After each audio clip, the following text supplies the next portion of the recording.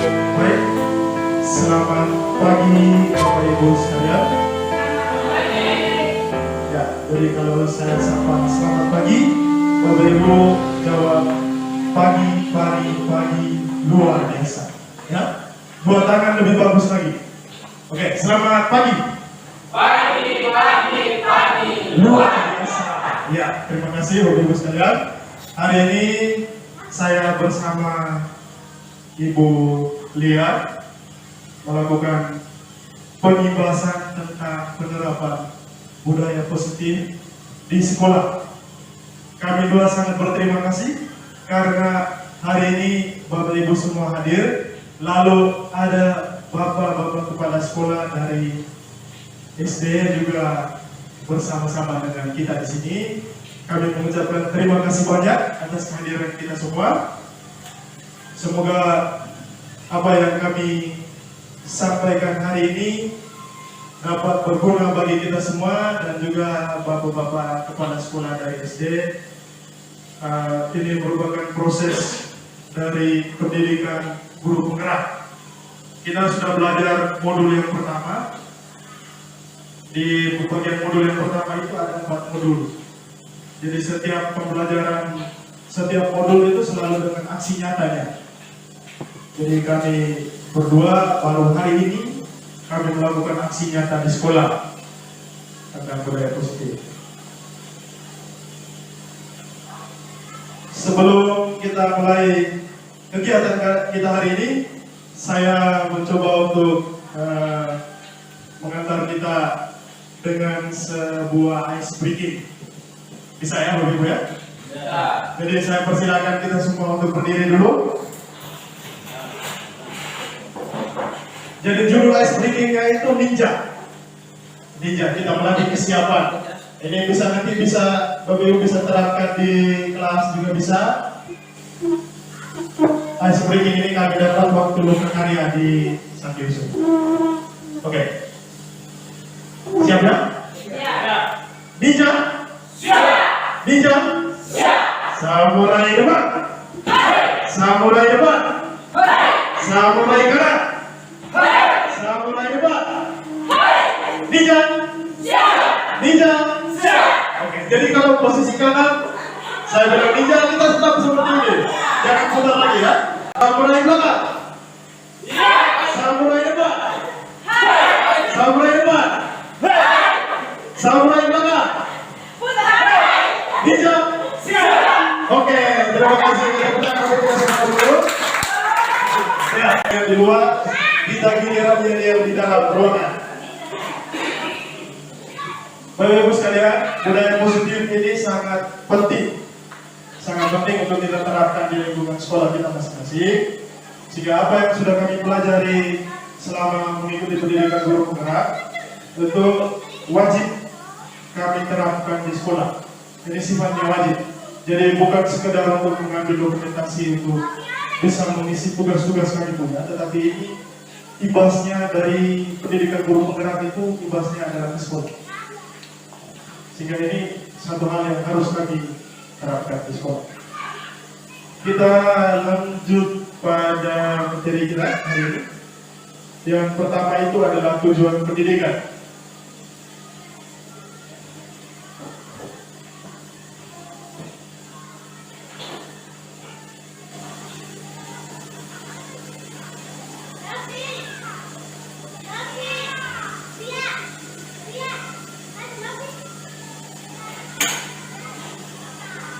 Ya, jadi Bapak Ibu sekalian, ini adalah tujuan pendidikan menurut Ki Hajar Dewantara. Kalau tujuan pendidikan Indonesia itu ada dalam pembukaan Undang-Undang Dasar, adalah tujuan pendidikan menurut Ki Hajar Dewantara.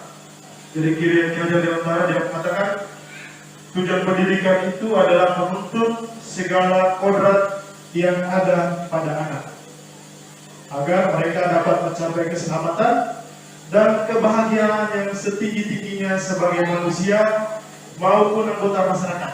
Oleh sebab itu, pendidikan itu hanya dapat menuntut tumbuh atau hidupnya kekuatan kodrat yang ada pada anak-anak agar dapat memperbaiki lakunya atau bukan dasarnya hidup atau tumbuhnya kekuatan kodrat anak.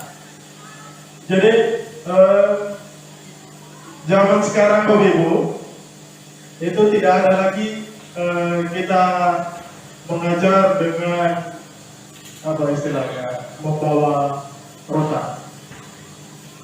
Jadi prosesnya itu bukan kita menuntut anak, tetapi kita menuntun mereka, artinya bahwa mereka itu harus diarahkan, harus dibimbing dengan baik. Kalau dulu itu dengan kekerasan, kita paksa mereka. Kalau tidak belajar berarti harus beri hukuman, dipukul atau dijewer telinganya. Tapi sekarang yang dituntut dari guru itu adalah bisa menuntun murid untuk memperbaiki kodrat yang dimiliki. Kodrat yang dimiliki oleh anak itu menurut Hajar Dewantara ada dua, kodrat alam dan kodrat zaman. Jadi kita memberikan tuntunan berdasarkan kodrat yang dimiliki oleh anak, kekuatan diri atau potensi yang dimiliki oleh anak. Itu yang ditegaskan oleh Ki Hajar Dewantara. Nanti kita akan belajar, kita akan dengar juga berkaitan dengan budaya positif apa saja yang harus diterapkan di sekolah.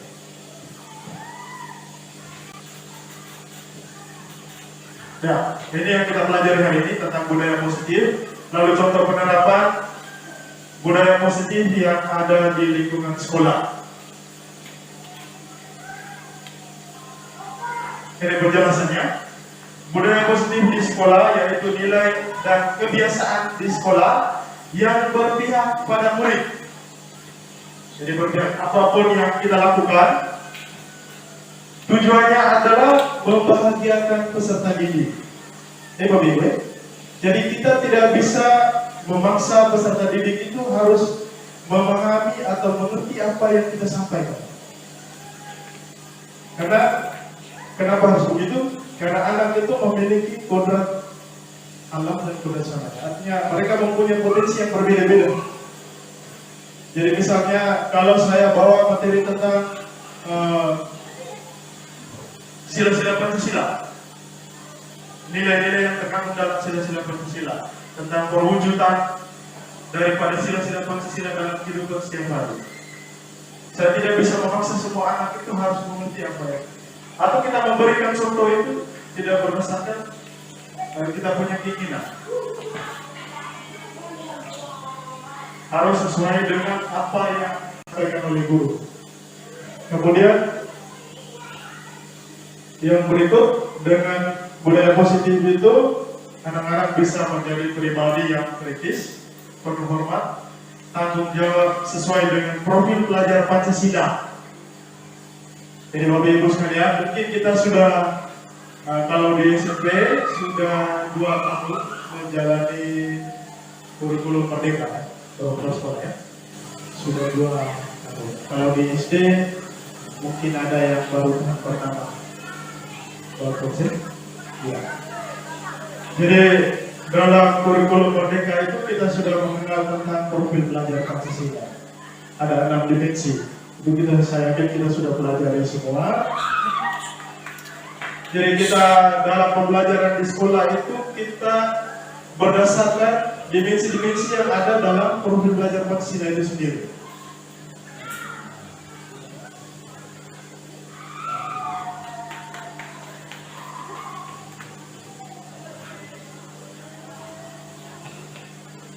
Nanti setelah dari sini kami minta supaya kita semua bisa berbagi pengalaman, bisa bukan hanya kita terapkan secara umum di sekolah, tapi bisa juga di kelas secara pribadi.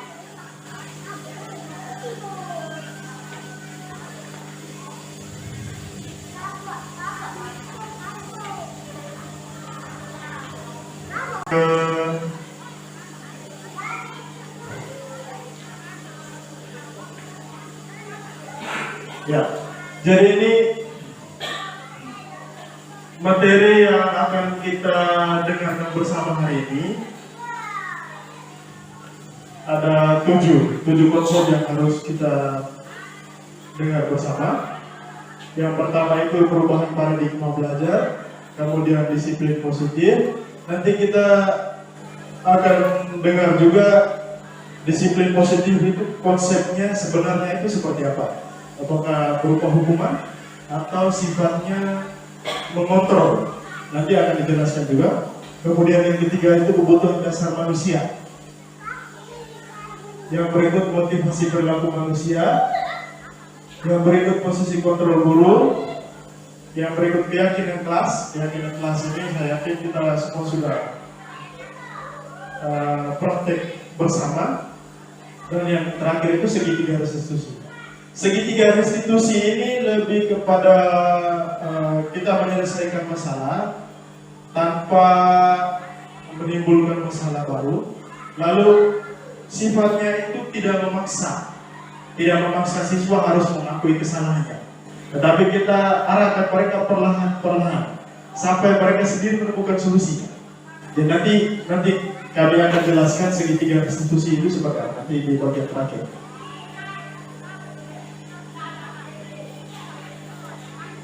Pembelajaran dengan paradigma baru. Jadi Bapak Ibu sekalian, kita harus pahami dulu tentang paradigma baru dan proses pembelajaran itu seperti apa. Ini dirancang berdasarkan pembelajaran yang berdiferensiasi. Kalau di SMP diferensiasi itu pasti sudah tahu semua. Praktek di kelasnya seperti apa juga Bapak Ibu sudah praktekkan semua. Di SD sudah ya Bapak? Ya, di SD juga sudah. Pembelajaran berdiferensiasi sehingga setiap siswa belajar sesuai dengan kebutuhan dari tahap perkembangannya untuk mewujudkan profil pelajar Pancasila. Jadi penekanannya di sini Bapak Ibu, kita melaksanakan proses pembelajaran, tetapi wujud dari semuanya itu adalah profil pelajar Pancasila. Jadi tadi ada dimensi itu, yang di sebelahnya ada gambar tentang dimensi-dimensi profil pelajar Pancasila. Tidak terlalu jelas ya Bapak Ibu. Tapi saya yakin kita semua sudah tahu dimensi profil pelajar Pancasila itu apa saja. Pasti kita sudah belajar semua. Apalagi kalau di SD itu ada lagu-lagunya juga, di SP juga.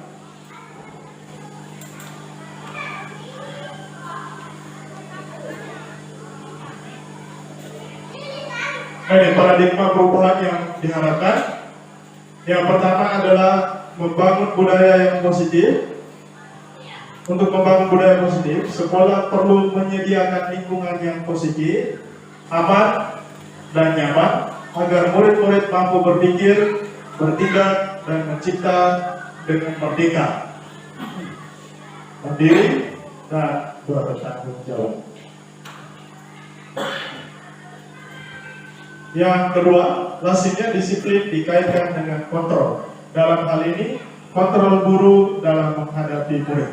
Jadi nanti di bagian terakhir ada materi tentang 5 posisi kontrol. 5 posisi kontrol yang akan dilakukan oleh guru. Ada yang sebagai pemantau, penghukum, manajer. Dan nanti tinggal kita masing-masing kita bisa pikir, oh selama ini saya melakukan posisi kontrol itu sebagai apa? Apakah sebagai manajer, pemantau, atau penghukum dan lain sebagainya. Nanti akan dijelaskan di bagian yang terakhir. Makna disiplin. Kata disiplin sering dikaitkan dengan tata tertib, teratur, dan kepatuhan pada peraturan. Kata disiplin juga sering dihubungkan dengan hukuman, padahal itu sungguh berbeda karena belajar dengan disiplin tidak harus dengan memberi hukuman. Justru itu adalah salah satu alternatif terakhir dan kalau perlu tidak digunakan sama sekali. Jadi ini yang tadi saya sampaikan. Nanti kita sebentar bagiannya Ibu Lia akan menjelaskan Disiplin itu sebenarnya seperti apa? Tadi di bagian atas itu juga sudah disampaikan. Ya. Disiplin positif lebih dikaitkan pada kontrol. Posisi kontrolnya seperti apa? Sebentar akan dijelaskan oleh Ibu Lia. Ini adalah pernyataan dari Ki Hajar Dewantara. Jadi Ki Hajar Dewantara dia mengatakan bahwa untuk mencapai kemerdekaan dalam konteks pendidikan kita saat ini, dan untuk menciptakan murid yang merdeka, syarat utamanya adalah harus ada disiplin yang kuat. Harus ada disiplin yang kuat. Disiplin yang dimaksud adalah disiplin diri yang memiliki motivasi internal. Jika kita tidak memiliki motivasi internal, maka kita memerlukan pihak lain untuk mendisiplinkan kita. Atau motivasi eksternal. Ya, nanti di bagian materi yang berikutnya akan dijelaskan oleh Ibu Lia itu tentang motivasi internal dan motivasi eksternal.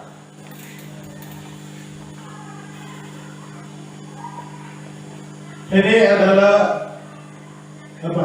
Bagaimana tentang kebutuhan dasar manusia. Di dalam proses pendidikan juga kita harus mengenal ini dulu, Bapak Ibu.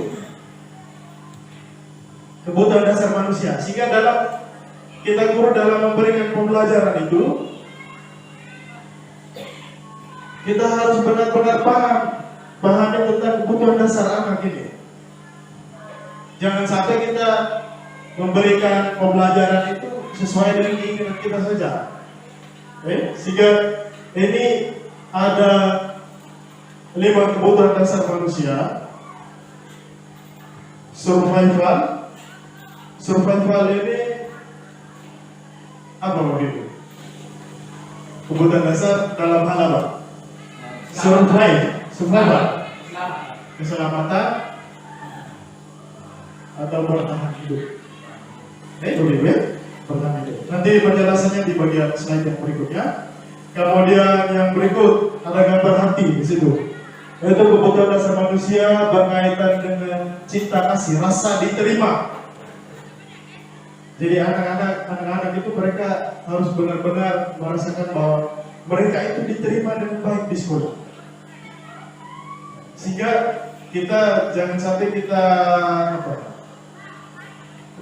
pilih kasih.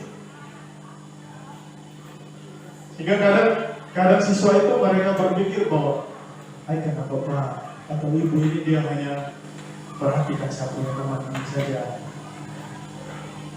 Kadang ada anak itu kita melakukan pendekatan dengan mereka, kita ngomong baik-baik dengan mereka secara individu, mereka dengan sendirinya sangat. Ketimbang kalau kita hanya berteriak, jadi kadang kita kalau sakit percuma, boleh. Kita berteriak, kenapa kamu berdiri di situ, ayo di sini. Kalau di SMP itu kebanyakan ibu-ibu mengeluh karena mereka tidak bisa atasi ya anak-anak laki-laki. Ini terus terang saya Bapak Kepala Sekolah. Kebanyakan anak-anak laki-laki ini yang agak sulit untuk ditegur oleh ibu-ibu. Tapi kalau Pak kalau sudah berdiri itu mereka langsung apa memang. Jadi kebutuhan dasar yang dimiliki oleh anak itu kita harus mengenal dengan baik. Kadang mereka punya hobi itu, sehingga mereka punya bakat itu, mereka benar-benar merasakan. Tapi secara tidak sadar bahwa kita sementara dorong mereka untuk mengenal sila-sila Pancasila. Ibu. Kita lanjut yang berikut, ada gambar bintang di situ, penguasaan diri, kesenangan, dan kebebasan.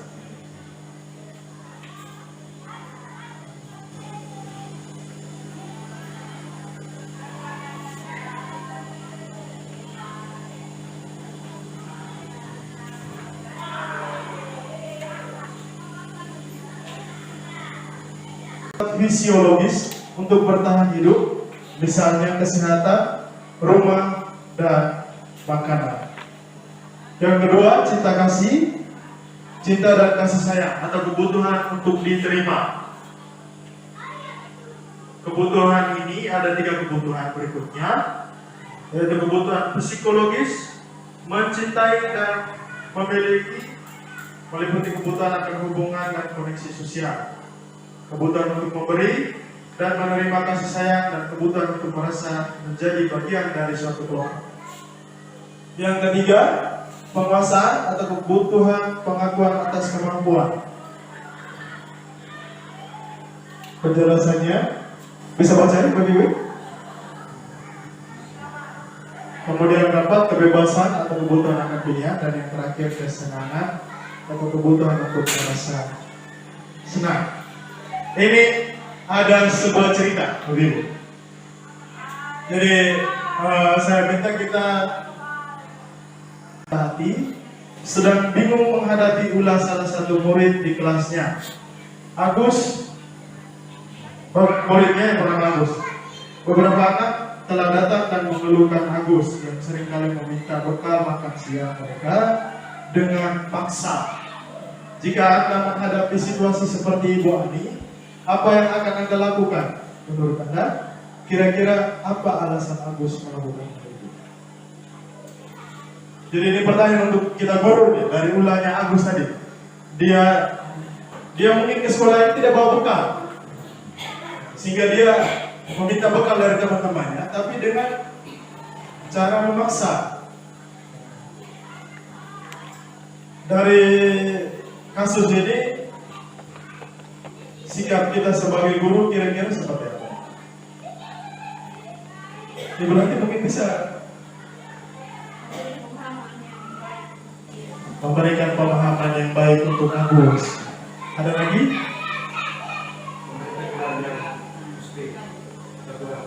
Memberi teguran yang mendidik. Apa lagi? Bapak Ibu, nanti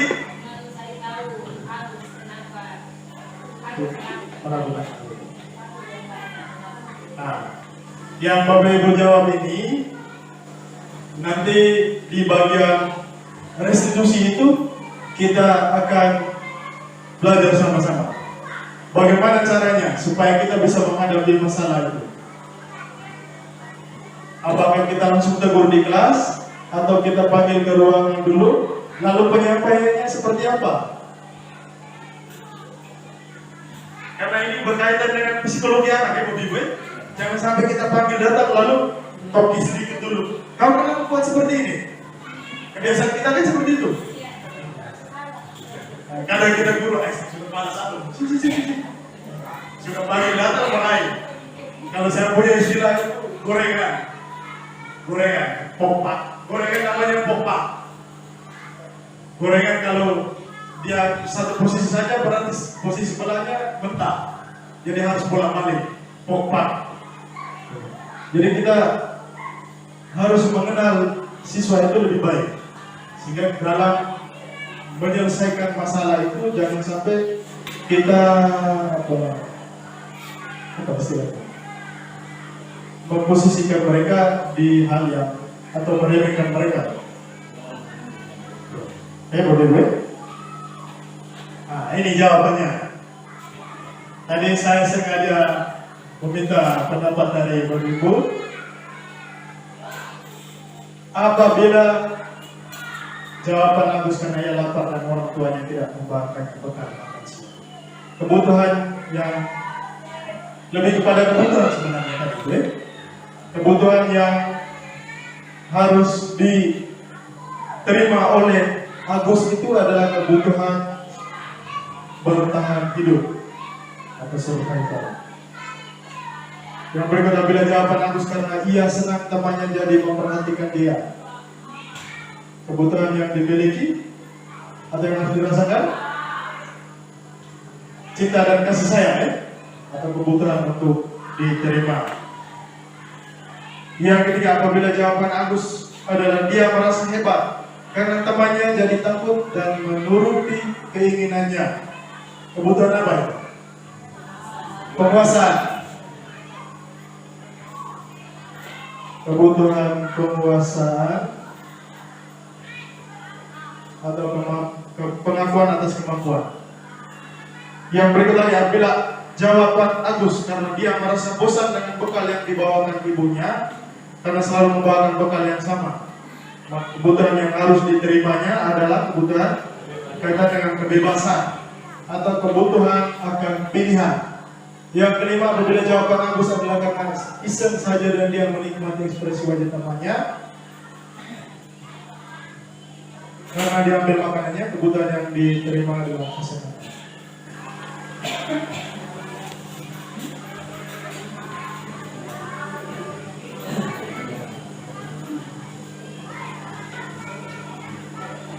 Baik, terima kasih Bu Lia. Bapak Ibu sekalian, untuk materi pengibasan budaya positif kita hari ini, saya pikir cukup sampai di sini dulu. Tapi saya mengajak kita kembali lagi lihat pada segitiga restitusi. Jadi segitiga restitusi tadi ada 3 hal yang harus kita lakukan dalam proses kita menyelesaikan suatu persoalan. Jadi kita tidak langsung memberi hukuman, tetapi kita mengajak anak itu, kita stabilkan keadaan itu dulu. Jangan sampai mereka merasa takut ketika mereka dipanggil. Dipanggil mereka datang,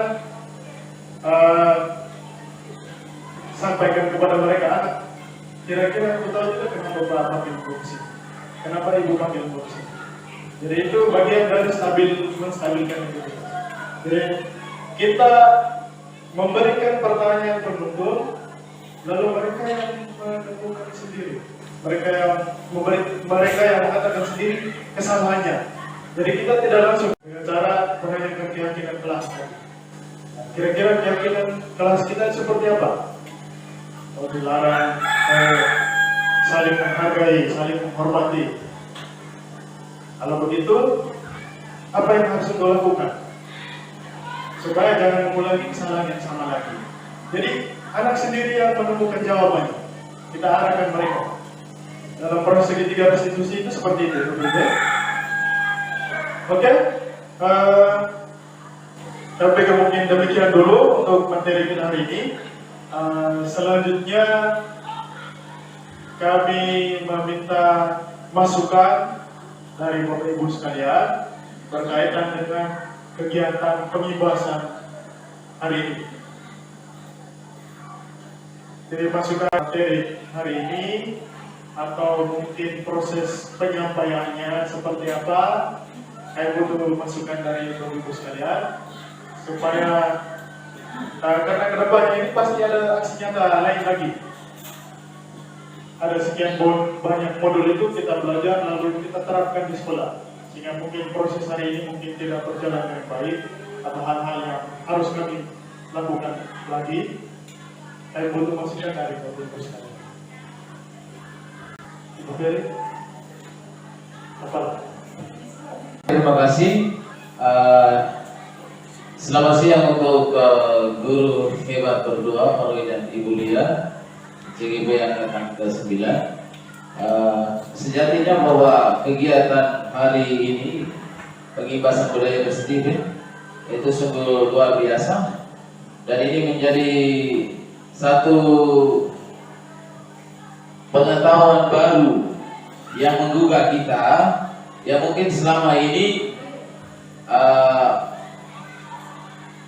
seperti yang disampaikan tadi terkait budaya positif, yang mungkin selama ini yang sudah kita lakukan itu tidak sesuai dengan apa yang sudah disampaikan atau dijelaskan pada hari ini. Jadi terima kasih banyak, pengibasan hari ini sungguh luar biasa, bisa menggugah kami semua, terlebih saya sendiri dalam hal ini sebagai monitor juga manajer, paling ada pengetahuan, ada hal baru yang bisa kami dapat hari ini, dan semoga yang bisa teman-teman dapat hari ini terkait pengibasan budaya positif bisa teman-teman terapkan di dalam kelas dan dalam pembelajaran, khususnya pembinaan terhadap mental dan karakter siswa sesuai dengan budaya positif yang sudah disampaikan tadi. Mungkin dari saya sekian. Jadi terima kasih, hari ini sungguh luar biasa Bapak dan Ibu betul.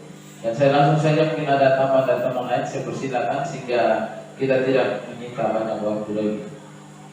Mungkin ada masukan lagi tambahan. Pada atas masukannya, sebenarnya hari ini materinya secara umum saja, tapi berkaitan dengan penerapan di kelas itu kita perlu. Jadi nanti Bapak Ibu membutuhkan kami siap membantu. Jadi kita berkolaborasi, kita sama-sama kerjasama terkait dengan penerapan budaya positif di sekolah itu seperti apa.